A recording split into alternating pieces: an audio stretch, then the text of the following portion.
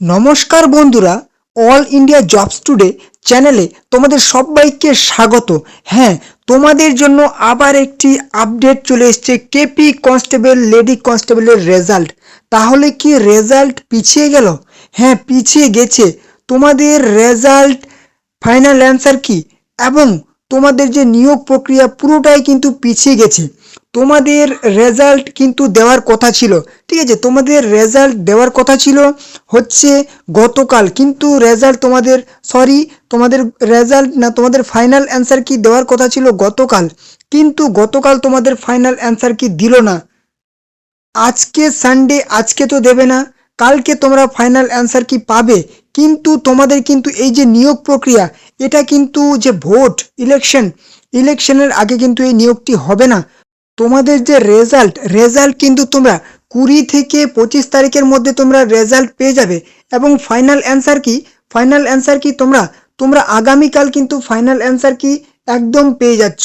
Final answer কি কালকে তোমরা যে কোনো মুহূর্তে পেয়ে যাবে কেপি কনস্টেবল লেডি কনস্টেবল। এবং রেজাল্ট কিন্তু তোমাদের 20 থেকে 25 তারিখের মধ্যে পেয়ে যাবে। এবং মাঠ তোমাদের শুরু হবে, ফিজিক্যাল পিইটি পিএমটি শুরু হবে ফেব্রুয়ারির ফার্স্ট উইক থেকে শুরু হবে। কিন্তু এই যে এই পুরো নিয়োগ প্রক্রিয়াটা কিন্তু ভোটের পরে হবে, কারণ ভোটের আগে কোনোভাবেই কন্ডাক্ট করা সম্ভব হবে না। কেপি কনস্টেবল লেডি কনস্টেবলের যেহেতু এখানে 3টি স্টেজ আছে। প্রথম স্টেজ হচ্ছে প্রিলিমস পরীক্ষা, ঠিক আছে? দ্বিতীয় স্টেজে যদি বলা হয় তাহলে কিন্তু তোমাদের পিইটি পিএমটি, এবং যদি বলা হয় থার্ড স্টেজ, তৃতীয় স্টেজ, তাহলে কিন্তু তোমাদের মেন্স এক্সাম হবে।